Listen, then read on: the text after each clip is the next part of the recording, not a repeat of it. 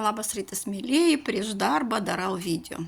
Kaip žinot, dirbu su rytų medicina ir žmonės man rašo, klausia, žiūri mano reklamos ir klausia, kiek kainuoja, pavyzdžiui, spirulina. Rašau kainą.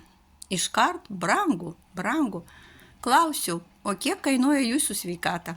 Iškart blokuoja. Ar čia normalu? Galvoju, blokuokit. Tai ne mane blokuojat, o save blokuojat. Blokuojat savo sveikatą ir nejaugi už natūralų papildą tiek daug galima atiduoti pinigų. Čiagi natūralus papildas, kuris padeda rūpinti sveikatą.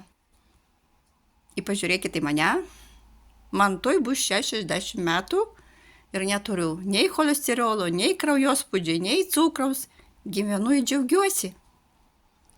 Tai jūs pagalvokit, prieš taip, kaip sakyti brangu, pagalvokit, ar galima daryti iškart profilaktiką, ar paskui ateiti į ligoninę. Dirbu, žinokit, privačioj klinikoj dar. Tai matau, kiekvieną dieną žmonės eina pagalbos. Taip save užleisdami, kad paskui sako, atiduosiu visus pinigus, tik padėkit, bet būna jau vėlu.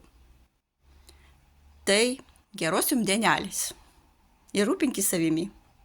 Ate.